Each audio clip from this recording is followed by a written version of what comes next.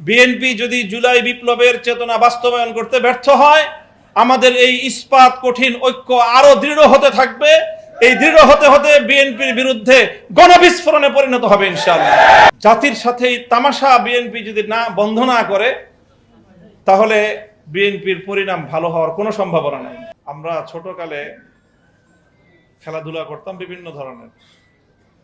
তো খেলাধুলার মধ্যে বাচ্চাদের মধ্যে একটা সাইজ থাকে যারা বেশি ছোট, যাদেরকে খেলায় নেওয়া যায় না। ফুটবল খেলতে তো একটা বয়স লাগে, অন্তত 7-8 বছর। তো 7-8 বছরের বাচ্চারা যখন খেলে, তো ওখানে 3-4 বছরের বাচ্চাও এসে সে খেলার জন্য বায়না ধরে। তখন ওই বাচ্চাদের একটা কৌশল আছে, তখন বলে যে হ্যাঁ তুমিও খেলায় আসো, তবে তুমি দুধ ভাত। এরকম একটা প্রচলন আমাদের মধ্যে ছিল। ওকে একটা সান্ত্বনার বাণী দিয়ে দেওয়া যে তুমি দুধ ভাত হিসেবে তুমি খেলার মধ্যে আসো, আর বাকি দুই পক্ষ তো খেলবে। আমারই মনে পড়তেছিল আজকে এই সময়টা, এই কথাটাই, যে বিএনপি জুলাই সনদ নিয়ে যা করতেছে, বিএনপি এই গোটা জুলাই বিপ্লবটাকে, জুলাইয়ের চেতনাটাকে বাংলাদেশের রাজনীতির মেইন স্ট্রিম থেকে সরিয়ে দুধভাত বানায় রাখার একটা প্রকল্প হাতে নিয়েছে। কত বড় ধৃষ্টতা এটা! জুলাই বিপ্লবের সাথে কান্নাকাটি করে, আবার জুলাই বিপ্লবীদেরকে ডেকে কান্নাকাটি করে, তারপর তাদেরকে আবেগ দেখায়, এবং জুলাই বিপ্লবীদের জন্য, শহীদ পরিবারের জন্য অন্তর্বর্তীকালীন সরকারের গৃহীত যেই ভাতা, সেটাও অব্যাহত রেখেছে। কিন্তু যেই জন্য জুলাই বিপ্লবীরা জীবন দিল, সেই জুলাই চেতনা বাস্তবায়নের পক্ষে তাদের কোনো ধরনের পদক্ষেপ নাই। বরং কিভাবে জুলাই বিপ্লবের চেতনাকে বাংলাদেশ থেকে হত্যা করবে, সুপরিকল্পিতভাবে তারা সুচিন্তিতভাবে সেই ধরনের পদক্ষেপগুলো একটার পর একটা নিয়ে যাচ্ছে। এই জন্য আমাদের অতীতের অনেক আন্তরিক বিএনপিকে আমরা বলতে চাই যে এই জায়গাটায় যদি আপনারা নিজেদেরকে সংশোধন করতে ব্যর্থ হন, তাহলে আপনাদের সাথে আমাদের চূড়ান্ত একটা লড়াই হবে। সেই লড়াই আমরা এক চুল পরিমাণ ছাড় দিতে পারবো না। জুলাইকে আজ বিভিন্ন জায়গায় অসম্মান করা হচ্ছে।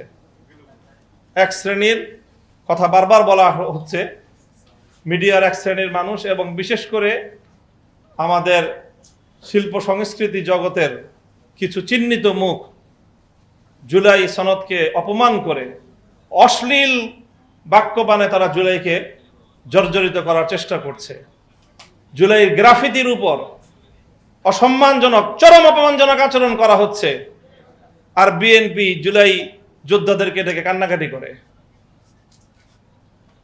এই সকল জাতির সাথে তামাশা বিএনপি যদি বন্ধ না করে, তাহলে বিএনপির পরিণাম ভালো হওয়ার কোনো সম্ভাবনা নাই।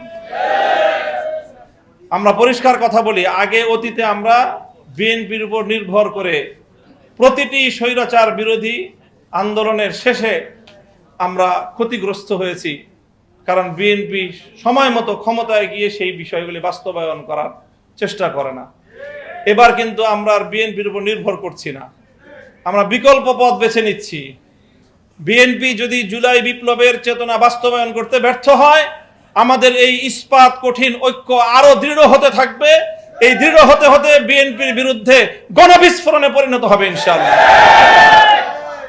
সর্বশেষ কথা আমার, এই জুলাই মাসের মধ্যে জুলাই জাদুঘরটাকে ওপেন করে দেন। জুলাই জাদুঘর যদি ওপেন নিয়মতান্ত্রিকভাবে না করেন, তাহলে এটা নিয়ে বড় ধরনের আমাদের সাথে কোনো ক্যাচাল হয়ে যাবে আপনাদের। শুধু আজকে এতটুকু পর্যন্ত বললাম যে আমরা এই জায়গাটায় আমরা ছাড় দেওয়ার কোনো সুযোগ আমাদের নাই। মাননীয় প্রধানমন্ত্রীকে বলবো যে আমাদের বিরোধী দলীয় নেতাও খুব নম্র, ভদ্র এবং খুবই শালীন আচরণের মাধ্যমে কথা বলেন। প্রধানমন্ত্রীর বক্তব্য, কথাবার্তাও খুব সুন্দর, একেবারে ভদ্রচিত কথা। কিন্তু ভদ্রচিত কথা দিয়ে আপনি শুধুমাত্র আমাদের যে আকাঙ্ক্ষা, অভিপ্রায়, সেটা পূরণ হবে না। ফ্যাসিবাদী প্রধানমন্ত্রী শেখ হাসিনা গণতন্ত্রের একটা নতুন ডেফিনিশন সামনে এনেছিল, উন্নয়নের গণতন্ত্র। দেশের মতামতের মানুষের লাগবে না, পদ্মা সেতু করে দিছি, দক্ষিণবঙ্গের গণতন্ত্র শেষ। আর কি দরকার? পদ্মা সেতু হয়েছে তোমাদের, তারপরে মেট্রো রেল হয়েছে, ঢাকাবাসীর গণতন্ত্রের আর কি দরকার? মেট্রো রেল দিয়ে তোমরা চলাচল করবে, এটাই তোমাদের গণতন্ত্র। এখন আমাদের নতুন প্রধানমন্ত্রী, বাংলাদেশের গণতন্ত্র মানে তোমাদেরকে আমরা ফ্যামিলি কার্ড দিছি, আবার কি গণতন্ত্র? ঘরে ঘরে গণতন্ত্র পৌঁছে। আর হলো কৃষি কার্ড দিয়ে দিছি, এখন ক্ষেত খামারে সব জায়গায় গণতন্ত্র। এই ফ্যামিলি কার্ডের গণতন্ত্র আর কৃষি কার্ডের গণতন্ত্র দিয়ে যদি আমাদেরকে আবার সেই ফ্যাসিবাদী শেখ হাসিনার উন্নয়নের গণতন্ত্র বুঝাইতে চান, তাহলে আমাদের আচরণ কিন্তু ফ্যাসিবাদী শেখ হাসিনার চেয়ে আপনার সাথে ভিন্ন কিছু হওয়ার সুযোগ নেই।